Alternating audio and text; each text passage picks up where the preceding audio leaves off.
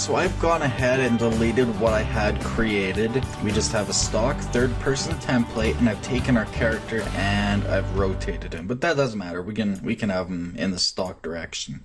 And you could call your project text here something like AI tests. As I said before, we need a few things. We need a Blackboard, we need a behavior tree, we need a character, we need a controller, and so on. However, you may have seen in other tutorials that green all over the level. And so that is one of the primary things that we need first. That's called a navigation mesh. And basically what that is it tells the AI where it can and cannot walk based on the navigation mesh settings, based on the controller settings, and just based on the general geometry. For example, the character probably could not walk up this wall unless you gave it the ability to. However, based on the stock character, we know that we can walk up these stairs and go around here and then come back. So knowing that, since we'll base our character off the third-person character, that means that our AI will be able to do that. But they won't do it on their own. They need some way to calculate where to go and how to do that. So to do that, you go to volumes and you want a nav mesh bounds volume. So just drag that into your level, this little cube, and now anything that this cube envelops is where it will calculate for AI to be able to move.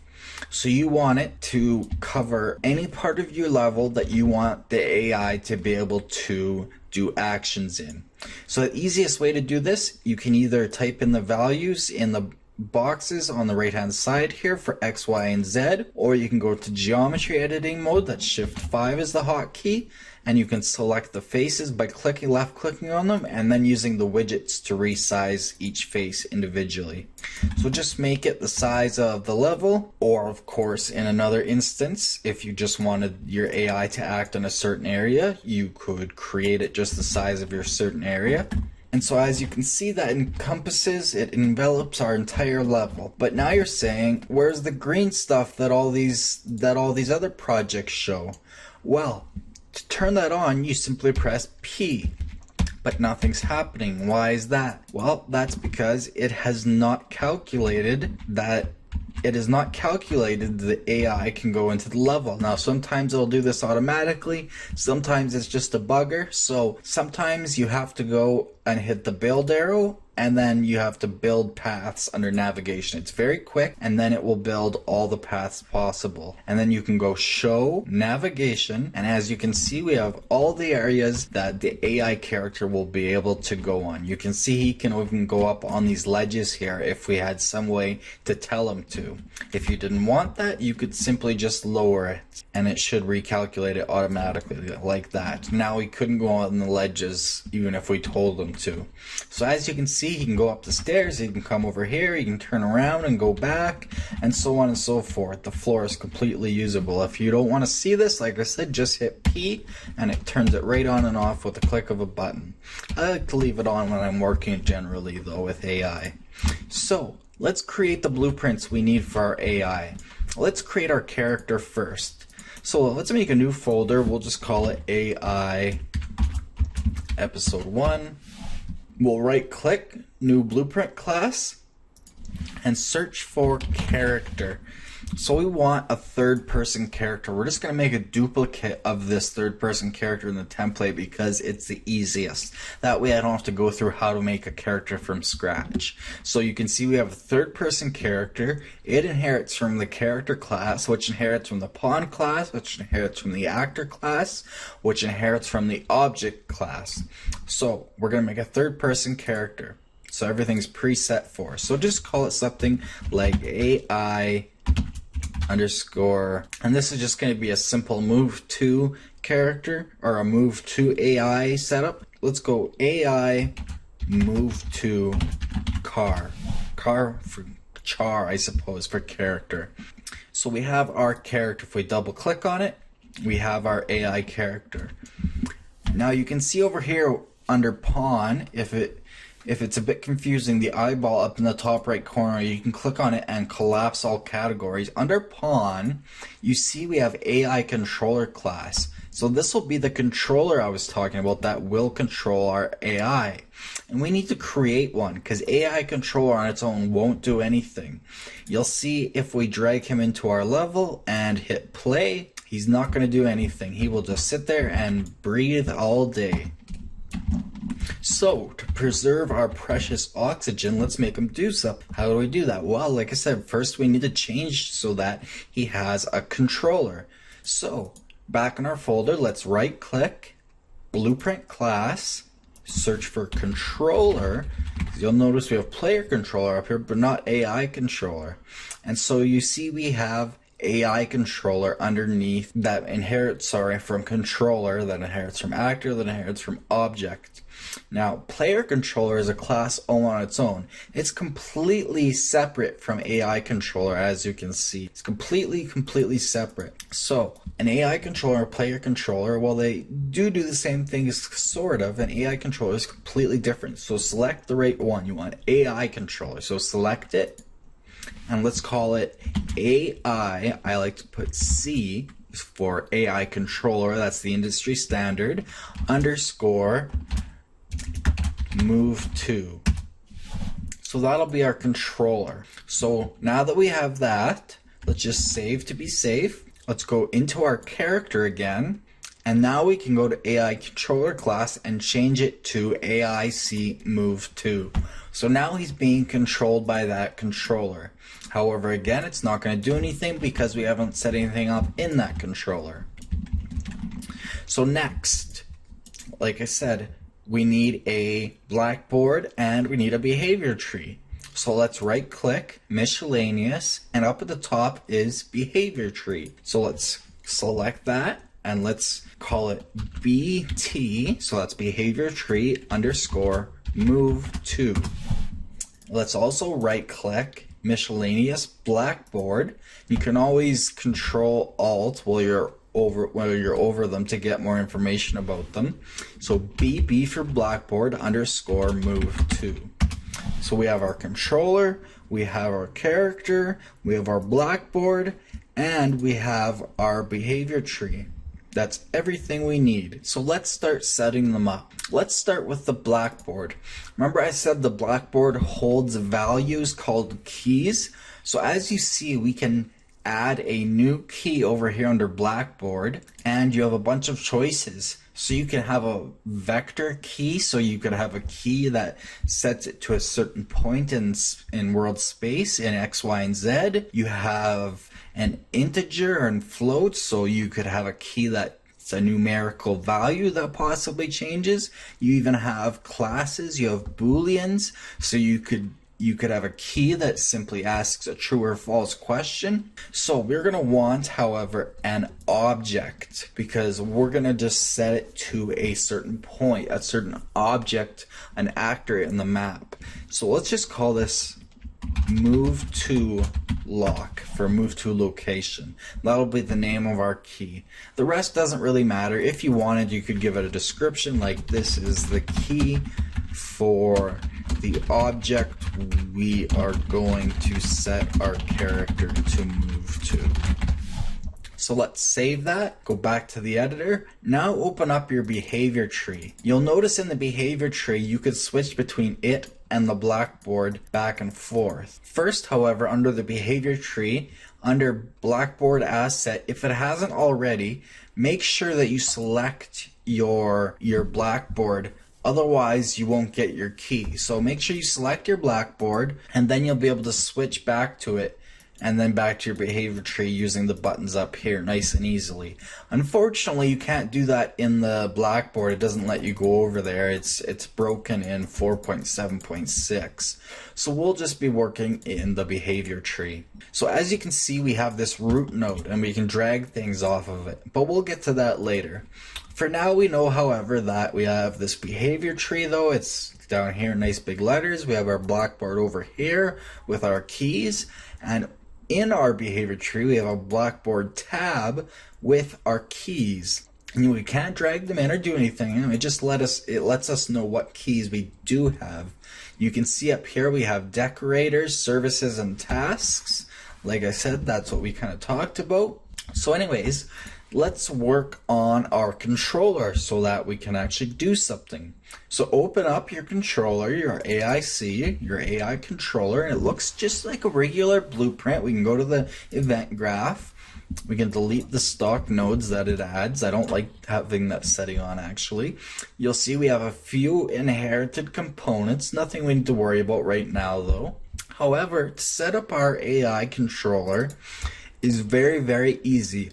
What we want to do is on event begin play, so when the game is started or when the pawn/character being controlled by this controller is spawned for the first time,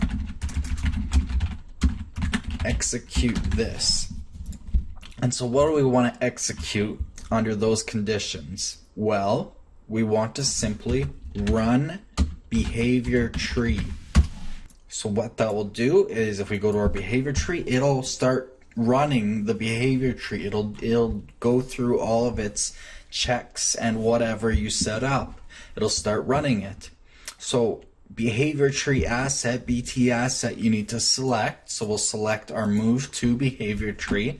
And what I like to do is take the return value, and this tells you whether it worked. What I like to do is drag off of that, make a print string, drag backwards off of the string and type in append or concatenate. And then under A, I like to type did BT underscore move to start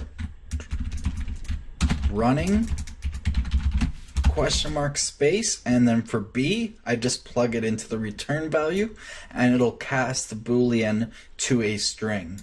So it'll cast it from true false into a string. And so that tells us whether it's working or not the first time that we hit play or spawn something in that's using this controller. This is just for debugging. You don't have to do it. So what we're doing is under these conditions, we are simply starting to run a behavior tree. As simple as that. Compile and save. Again, he's not going to do anything. He's just going to sit there wasting more precious air. That's because our behavior tree has no actions. So how are we going to create actions for him to do? Well, now we can open up our character, so AI move to char, and we need to create a variable. So create a variable and call it, say, location 1, lock 1. So this will be the location that he moves to first. In future lessons, we'll have him moving to multiple locations, and eventually we'll have him moving all on his own. So we'll have location 1, and you would think we want it to be a vector, and we could do that if we had chosen a different key, but instead let's search for actor, and we just want a plain actor reference, an object reference. We want it to be editable. So that's public, so you can hit the eyeball over here, or you can press the edible checkbox, and we can give it a tooltip such as this is the location the AI character will move to, and we could even give it a category so it's easy to find. We'll call it NPC, non-player controlled character. So compile and save that, and then go back to the editor, and with your AI character selected in the level, if we go into the details panel and collapse all categories, you'll notice we now have an NPC category. If we expand that, we have our variable location 1 that we can set to anything in our level. So let's set somewhere for him to go to. So what I like to do, what I find the easiest, is under all classes, or just search for it, a simple target point. So just drag that into your level somewhere, bring it up a little bit. I like to make it a little bit bigger, say 0.01, so that we can actually see it, maybe even a little bigger, maybe 0.025, something like that. Anyway, nice and easy to see. So that'll be where he's going to move to. So let's select that, and in the world outliner, let's call this target point underscore location 1, lock 1. So now select our AI character again in the world outliner, and under our NPC category for location 1, let's set it to that target point. Since we made it an actor reference, and since a target point is an actor, we can choose that. So select it from the list and look for it, and there we go, target point location 1. So now that variable is set to that. We'll save our project just to be safe. So now how do we get him to actually move there? You'll see if we hit play, he's not moving there. However, you see when we hit play that did our behavior tree move to start running? Yes. So our behavior tree is running. That's good. So we know that that is working. So to start making them actually move, we need to add a little bit of logic. We do have this variable that points to this target point. However, it in no way is actually connected to the Blackboard key move to location. So how do we tie it into that Blackboard key?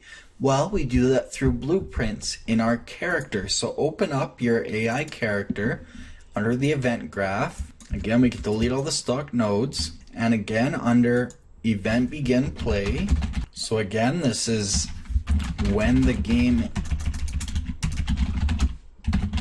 is started the first time, or when this character is spawned.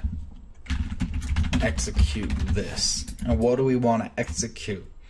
Well, we want to set a node up called set value as object. Now this won't show up. You need to uncheck context sensitive, and you'll see it's under Blackboard. So set value as object under the Blackboard category. And so basically what this does is it sets a value being our key, move to location, to an object. An object can be anything. Everything inherits from object in Unreal Engine 4. You'll notice if you right click with context sensitive off and just search up set value as, you get bool, class, enum, float, int, name, object, rotator, string, vector. Does that look familiar? Well, that's because that's all the kinds of keys you can make. So we're just setting an object type value to an object. What we need to do to set this up, it needs a Blackboard component. We don't have one in our list, and we don't want to add it to our character, so we need to reference it.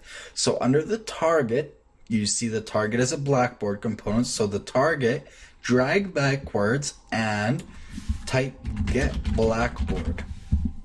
And what that will do, if I could spell it, we'll turn on context sensitive. It's under AI, get Blackboard, that one there. It will get the Blackboard that this AI character is using.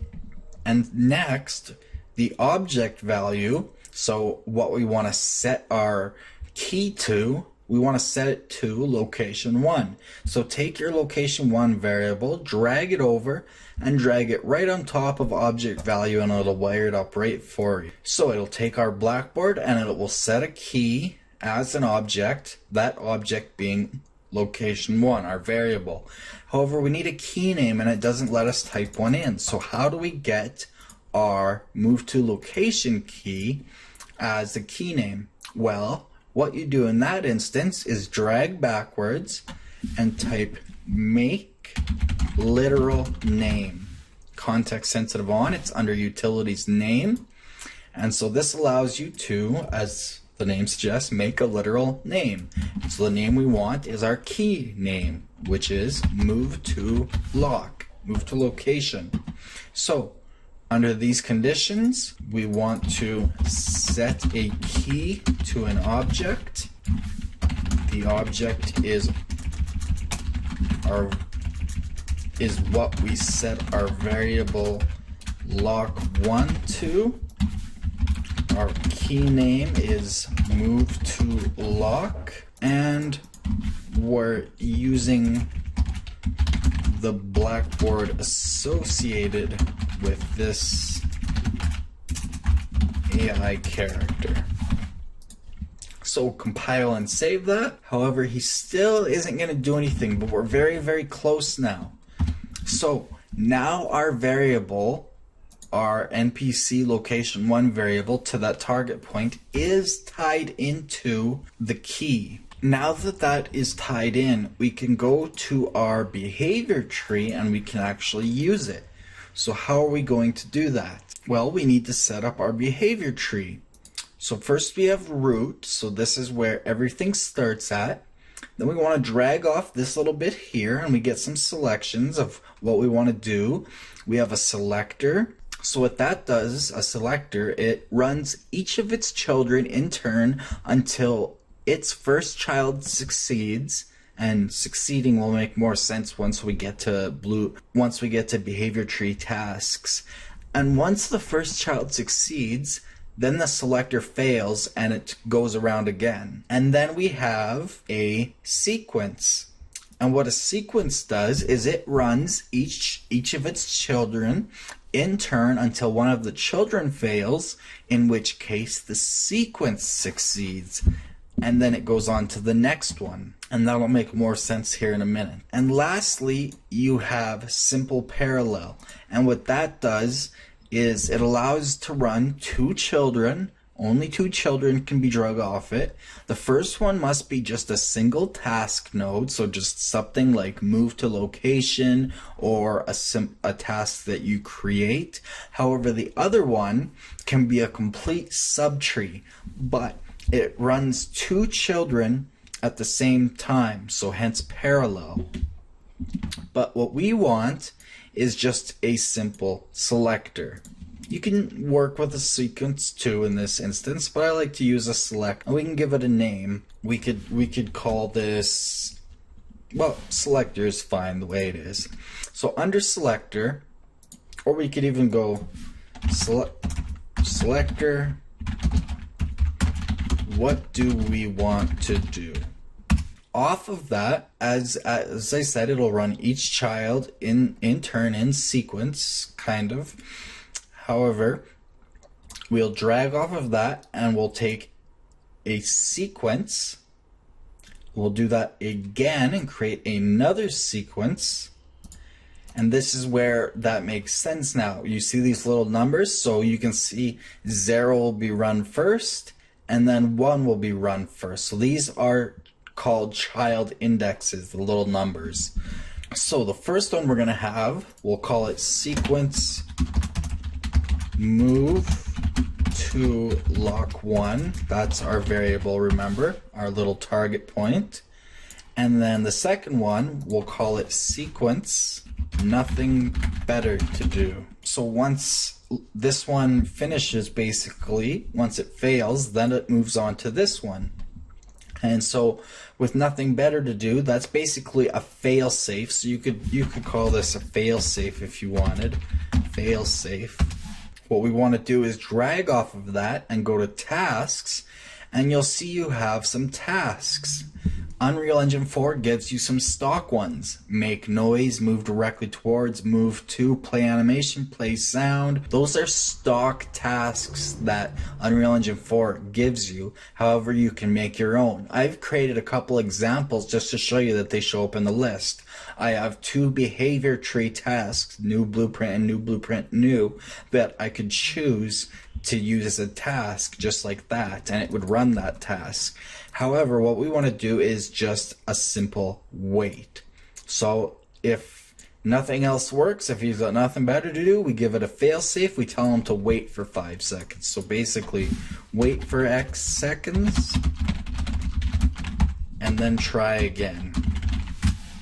And if move to location 1 has succeeded, then that sequence fails and it'll continue to move to wait. It'll go over and over in a loop. So sequence move to location 1, we want to drag off that, and under tasks, we want to go move directly towards.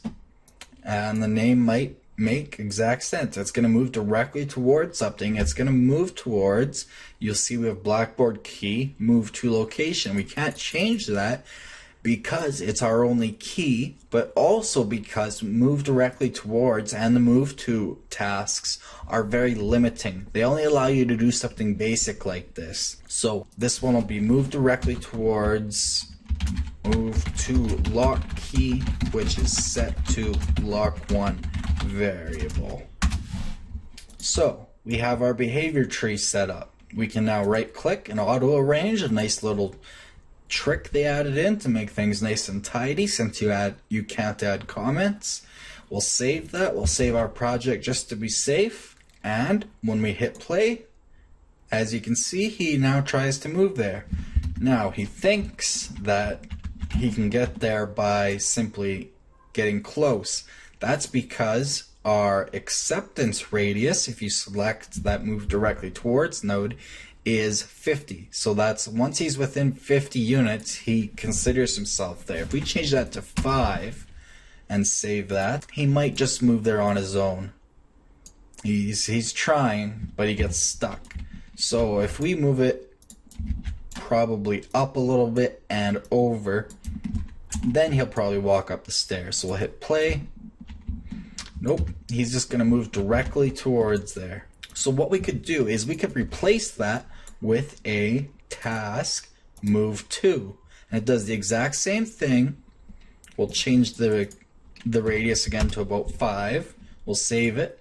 Now when we hit play, now he runs up the stairs right to that point and then he stops. That's all it does. That's all that node allows for. So without creating your own tasks, that's all you can do.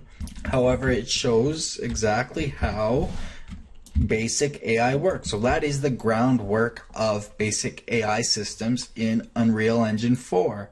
So I just wanted to get that out there today, and in next lessons we'll go on to creating our own tasks so that we can create an AI character that, say, patrols an area, or that attacks you, or that does any sort of things that we want. If you have an idea for something you'd like to see, just shout out a comment and I'll do that. Otherwise, we'll start with some sort of patrol task, maybe. So anyways, that's it for now. Thanks for watching from the team here at Unreal Tech at divisionalblendertech.com. I'm sorry it's so long. I wanted to put all of the basic details into the first video. Future videos will be much shorter, I promise. If you enjoyed this video and learned something, please like it, and don't forget to subscribe for more videos. We're on social media on the links on your screen. If you dislike this video for some reason, please tell us why so we can continually improve our videos based on your community input. We also take requests, so we'll see you next time. Remember, create your way.